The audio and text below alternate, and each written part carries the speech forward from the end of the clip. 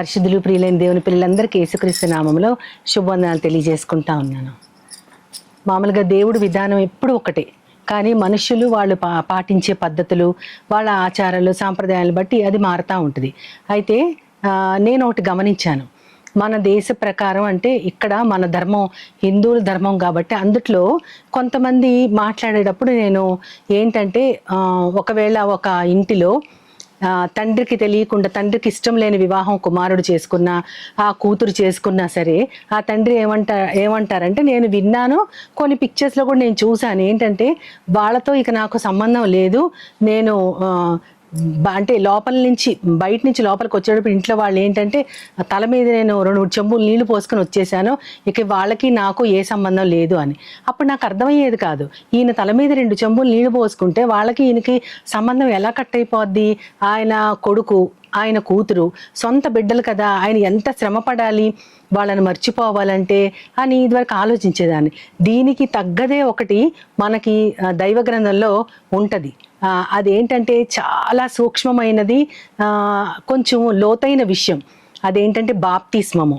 మనకి మత్తయి సువార్త 3వ అధ్యాయం 11వ వచనంలో చూస్తే యోహాను గారు యేసుక్రీస్తుకి బాప్తిస్మం ఇచ్చే ముందు ఆయన గురించి చెబుతూ ఏమంటారంటే, నా వెనక వచ్చేవాడు నాకంటే శక్తిమంతుడు, ఆయన చెప్పుల వారు విప్పుటకైనను నేను సమర్థుడను కాదు అని చెబుతూ, నేనైతే నీటితో బాప్తిస్మం ఇస్తున్నాను, ఆయనైతే అగ్నితోనూ పరిశుద్ధాత్మతోనూ పరిశుద్ధాత్మలోను అని కూడా ఉంటుంది. అగ్నితోనూ పరిశుద్ధాత్మతోనూ అని ఉంటుంది, పరిశుద్ధాత్మలోను బాప్తిస్మం ఇస్తున్నాను అని కూడా అక్కడ ఉంటుంది అనమాట. అంటే అగ్నితో పరిశుద్ధాత్మతో బాప్తిస్మం ఇవ్వడం ఏంటి, నీటితో బాప్తిస్మం ఇవ్వడం ఏంటి అంటే, ఇటీవల కాలంలో నాకు బాగా క్లోజ్ అయిన వారిని ఒకరిని గురించి ఒకరు చెప్తూ ఏమన్నారంటే, వాళ్ళకి బాప్తిస్మం ఇస్తే పని అయిపోతుంది అన్నారు. బాప్తిస్మం ఇస్తే పని అయిపోవడం ఏంటి నాకు అర్థం కాలేదు. అంటే వాళ్ళు దేవుని అంటే చుట్టాలందరం, అందరం బంధువులు అందరం ఉన్నాము, అందరూ కూడా బాప్తిస్మాలు పొందిన వారే, దేవునిలో ఉన్నవారే, కానీ ఒక్కరు మాత్రం బాప్తిస్మం తీసుకోలేదు కాబట్టి ఖచ్చితంగా వాళ్ళు బాప్తిస్మం తీసుకోవాలి అంటే పదే అప్పుడు వారు నన్ను అడిగారనమాట, ఏమండి బాప్తిస్మం తీసుకుంటే సరిపోతుందా అంటే, అప్పుడు నేను అన్నాను, బాప్తిస్మం అంటే ఏంటో మీకు తెలుసా అంటే, అదే పాస్టర్ గారు మన తల మీద నీళ్లు జల్లి తండ్రి కుమార పరిశుద్ధాత్మ నామములో బాప్తిస్మం ఇస్తున్నానంటారు కదా, అది అని అన్నారు. అది కాదు బాప్తిస్మం అంటే, అది నీటి చిలకరింపు లేదా నీటిలో ముంచే బాప్తిజం ఏంటంటే బాహ్యమైన ఆచారము. అక్కడున్న ప్రజలందరికీ తెలియాలి, ఇక నుంచి ఇతను కానీ ఈమె కానీ లోకానికి చనిపోయి యేసుక్రీస్తుకి మాత్రమే బతుకుంటారు అని అర్థం అనమాట. లోకానికి చనిపోవడం అంటే యేసుక్రీస్తు వారు తనకున్నదంతా కూడా ఖాళీ చేసుకున్నారు ఆయన. అలాగా మనకి పేరుకు మాత్రమే ఉంటాయి సంబంధాలు, బాంధవ్యాలు, మన పనులన్నీ మనం చేసుకుంటూనే అచ్చం హనోకు గారి లాగా అనమాట. మనం దేవునితోనే నడవాలి, మన బాధ్యతల్ని మన బరువుల్ని విస్మరించకుండా వాటిని నెరవేరుస్తూ వాటిలో మునిగిపోకుండా మనము కేవలము దేవుని మాత్రమే ఆరాధిస్తూ ఆయన విధానాల్ని ఫాలో అవ్వటం మాత్రమే బాప్తిస్మము. అది బాహ్యాచారం అనమాట. అందరి ముందు నీటి బాప్తిసం ఇచ్చినప్పుడు ఇతను ఈమె ఇక నుంచి దేవునిలోనే బ్రతుకుతారు, లోకములో కాదు అని చెప్పటం అనమాట. సంఘం అంటేనే ఎక్లేషియా అంటే వాళ్ళు పిలువబడ్డవారు, వాళ్ళు సెపరేట్గా పిలువబడ్డవారు, సమాజంలోంచి వారిని స్పెషల్గా దేవుడు పిలుచుకున్నాడు. ఆ బాప్తిస్మానికి అది బాహ్యమైన ఆచారమే. అసలు బాప్తిస్మం అంటే ఏంటి అని నేను చాలా సంవత్సరాల క్రితం, ఇంచుమించు ఒక 10-12 సంవత్సరాల క్రితం డిక్షనరీ లా తిరిగేస్తూ ఉంటే చాలా రకాల డిక్షనరీ నేను తిరిగేసాను, కానీ నాకు కరెక్ట్గా సరిపోయేటటువంటి అర్థము నాకు రాలేదు. కానీ అక్కడ ఏమనుందంటే, బాప్తిజం అంటే ఒక తేలికైన పనిలోంచి కష్టమైన పనిలోకి షిఫ్ట్ అవ్వటమే బాప్తిస్మం అని ఉంది. అది ఇంగ్లీష్లో రాసింది. దానిని ఒక ఆయన ఏమన్నారంటే, I'm a circle inspector, but now I'm baptized into much harder job, like I'm going to perform my next level job అని. అంటే సర్కిల్ ఇన్స్పెక్టర్ నుంచి ఆయన ఏదో హయ్యర్ పొజిషన్ వచ్చింది ఆయనకి. ఆ హయ్యర్ పొజిషన్లోకి నేను వెళ్తున్నాను, ఇప్పటిదాకా కేవలం సర్కిల్ ఇన్స్పెక్టర్నే, కానీ from now onwards I'm baptised into higher job profile అనమాట. అంటే పాతది చాలా తేలికైంది, కొత్తది చాలా కష్టమైంది అనమాట. చాలామంది అంటారు బాప్తిజం తీసుకుంటే చాలు దేవుని రాజ్యంలోకి మనం ప్రవేశించినట్టే, కానీ అస్సలు కాదు. బాప్తిజం అనేది కేవలం ఆచారమే. మన మనస్సు మార్చుకోకపోతే మనం ఎప్పుడు కూడా దేవుని రాజ్యంలో భాగస్థులం కాము. నీటి బాప్తిస్మం మాత్రమే నేను ఇస్తున్నానంటాడు యోహాన్. అక్కడ ఆయన బాప్తిస్మము, చాలా మంది కూడా బాప్తిస్మం పొందడానికి వచ్చినప్పుడు ఆయన ఏమంటారు, సర్ప సంతానమా మీకు బుద్ధి చెప్పడానికి మీకు బుద్ధి చెప్పేవాడు ఎవరు అని అంటారు. అంటే మీరు ఇక్కడికి వచ్చి బాప్తిస్మం పొందుతున్నారు, ఇలా రమ్మని చెప్పింది ఎవరు అని అంటారు. అంటే దానికి అర్థం ఏంటంటే ఆయన స్టార్టింగ్ నుంచి కూడా పరలోక రాజ్యం సమీపించింది, మారు మనస్సు పొందండి. ఏదైనా సరే మన మనస్సు మార్చుకోకపోతే దేవుని రాజ్యంలోకి మనం ఒక్క అడుగు కూడా పెట్టలేము, చాలా దూరంలో ఉంటాము. అంటే దేవునిని మనం అంగీకరించామంటే మన మనస్సుని మనం మార్చుకున్నట్టు. మనస్సు మార్చుకోవటం అంటే మన పాత జీవితంలో ఉన్న పద్ధతులు, మనం చేసిన పాపాలు, ఇవన్నీ దేవుడు మనకి గుర్తు చేస్తారు. అవి గుర్తు చేయబడినప్పుడు ఎవరి పట్ల మనము అపరాధం చేశామో వారిని క్షమాపణ అడగాలి.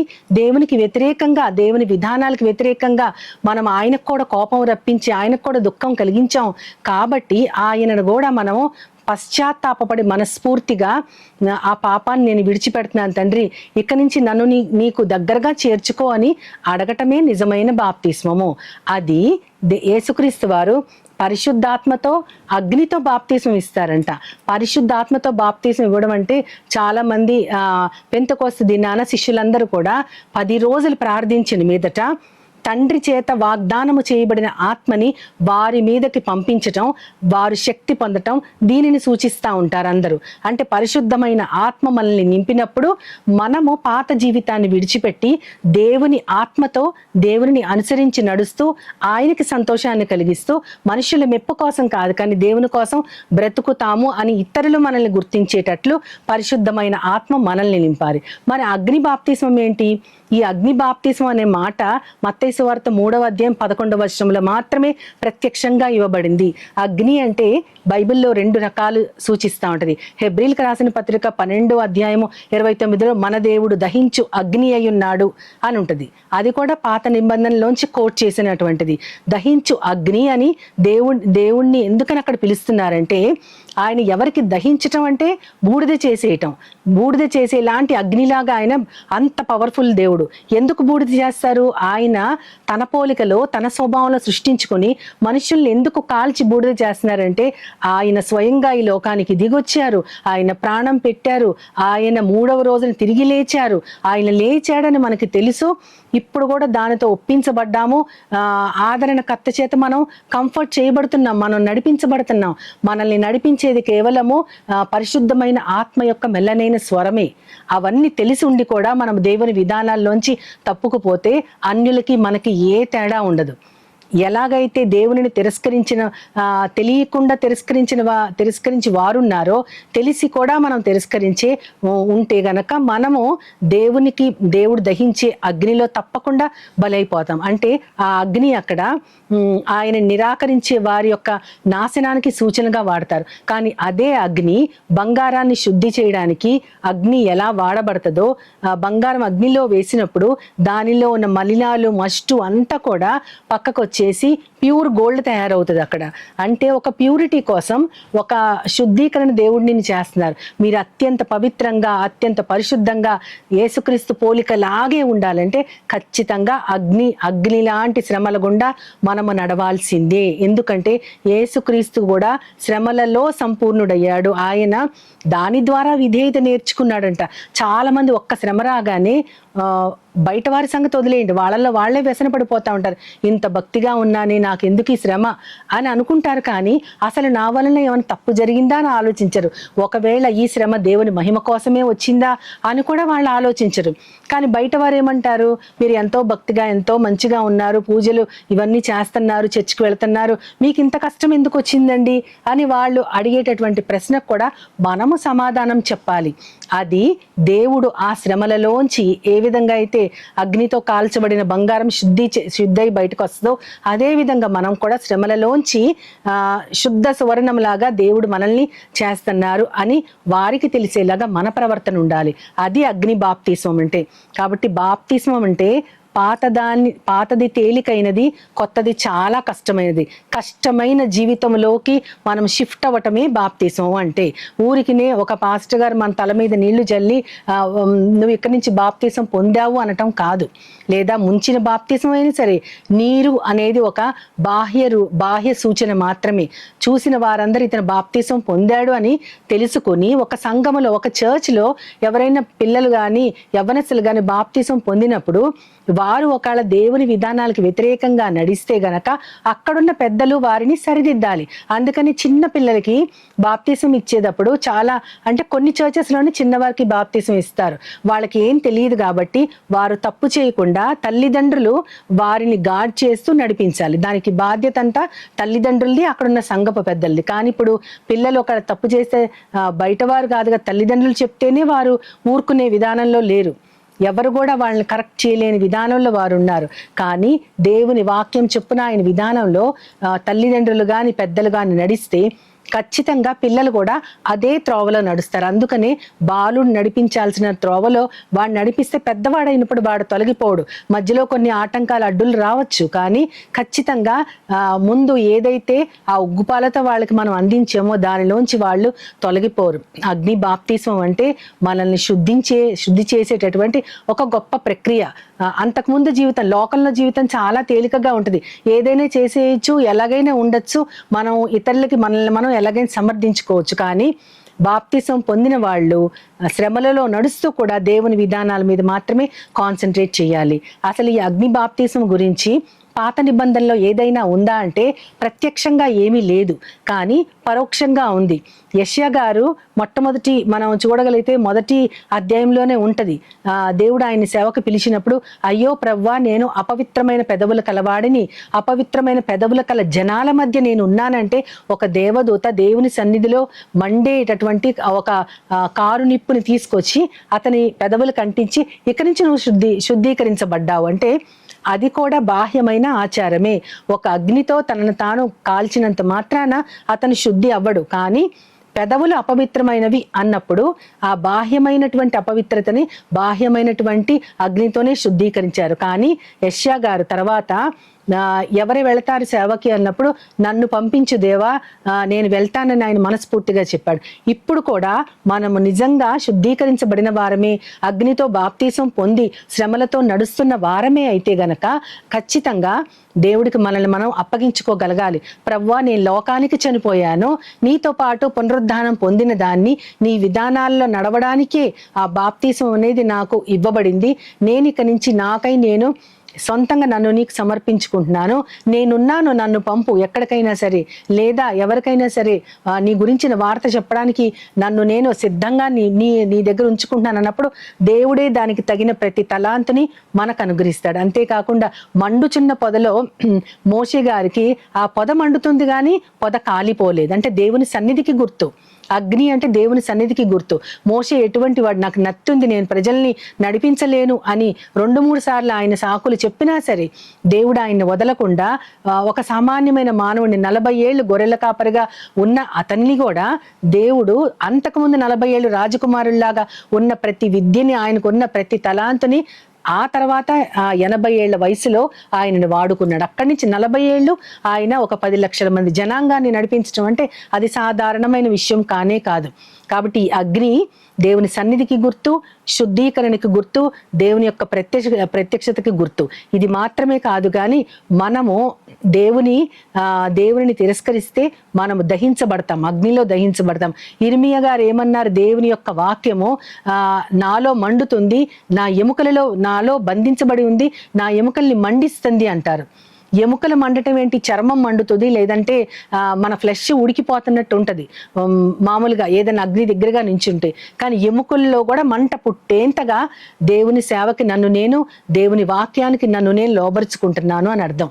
కాబట్టి ఒక అగ్ని బాప్తీసం కానీ, ఒక పరిశుద్ధాత్మ బాప్తీసం కానీ అంటే ఇప్పటి నుంచి నాకున్నది మానవాత్మ, లౌకిక ఆత్మ కాదు, దేవుని ఆత్మతోనే నడుస్తున్నాను. అది చాలా కష్టమైన నడక. మామూలుగా లోకంలో నడిచే నడకకి దేవునితో పాటు నడిచే నడకకి తేడా ఉంటుంది. పాత జీవితానికి కష్టమైన కొత్త జీవితానికి ఉన్నటువంటి తేడాను చూపించేదే బాహ్యమైన బాప్తిస్మము. అదేవిధంగా అగ్ని మనల్ని శుద్ధీకరిస్తూ శ్రమలలో నడుస్తున్నా కూడా కాలిపోని వారము మేమే అని అక్కడ దానియేలు స్నేహితులు ముగ్గురు, షడ్రకు, మెషకు, అబెద్నెగో, వారు ముగ్గురు రాజును ఎదిరించినా సరే, అగ్నిలో పడవేయబడ్డా సరే, వారితో పాటు యేసుక్రీస్తు వారు ఉండి ఆయన వారిని ఏ విధమైనటువంటి ప్రమాదం లేకుండా బయటికి రప్పించారంటే, అగ్ని లాంటి శ్రమల్లో కూడా మనతో పాటు నడిచేవారు మన దేవుడైన యేసుక్రీస్తు వారు మాత్రమే. కాబట్టి ఆయన మనల్ని విడవడు ఎడబాయుడు. కాబట్టి మనము ఆ అగ్ని బాప్తిస్మముతో మరింతగా దేవుని యొక్క సేవకి మనల్ని మనం సమర్పించుకోవాలి. పరిశుద్ధమైన ఆత్మతో నింపబట్టం కూడా పరిశుద్ధాత్మ బాప్తిస్మమే. అక్కడ యోహాను గారు చెప్పిన ఆ మాటలకి లోతైన ఆత్మీయ అర్థం ఇదే. మనందరం కూడా పరిశుద్ధమైన ఆత్మతో నింపబడితే మనము పరిశుద్ధాత్మలో ఆత్మతో బాప్తీసం పొందిన వారమే.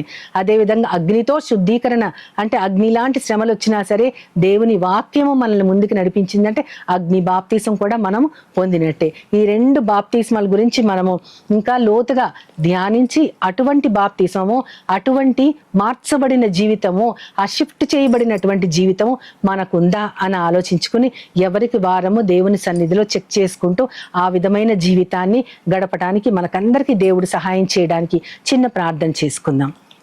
మహోన్నతుడా, మహాపరిశుద్ధుడైన నా ప్రియ పరమ తండ్రి, కేవలం నీటి బాప్తిసం మాత్రమే కాదు ప్రభా, అది బాహ్యాచారమే. ఉన్నటువంటి మనుషులకి మేము కూడా దేవునిలోకి పిలువబడ్డాం, దేవుని విధానాన్ని ఆచరిస్తాము అని ఒప్పుకోలు మాత్రమే ప్రభా. మనస్సు మారనిది ఎవ్వరు కూడా దేవుని విధానాలలో, దేవుని రాజ్యంలో వారసులు కాలేరు అని మీరు చెప్పారు ప్రభా. మారు మనస్సు పొందండి, పరలోక రాజ్యం సమీపించిందని మీరు యోహాను గారు ఇద్దరు కూడా చెప్పారు ప్రభా. కాబట్టి ప్రభా, మీ మాట మేము పాటిస్తూ మా మనస్సును మార్చుకుంటూ అగ్నిలో బాప్తీసం పొంది పరిశుద్ధాత్మతో నింపబడి అనేక మందికి మేము వెలుగిచ్చే అగ్నిలాగా ఉండటానికి నన్ను మమ్మల్ని అందరినీ మీరు పిలుచుకున్నారు. కాబట్టి మీకే సకల విధమైన ఘనత, మహిమ, ప్రభావాలు కలిగించాలని నీ ప్రియ కుమారుడు, నా ప్రియ ప్రభువైన యేసుక్రీస్తు వారి ద్వారా కోరి ప్రార్థిస్తున్నాను పరమ తండ్రి. ఆమేన్, ఆమేన్, ఆమేన్. వందనాలు.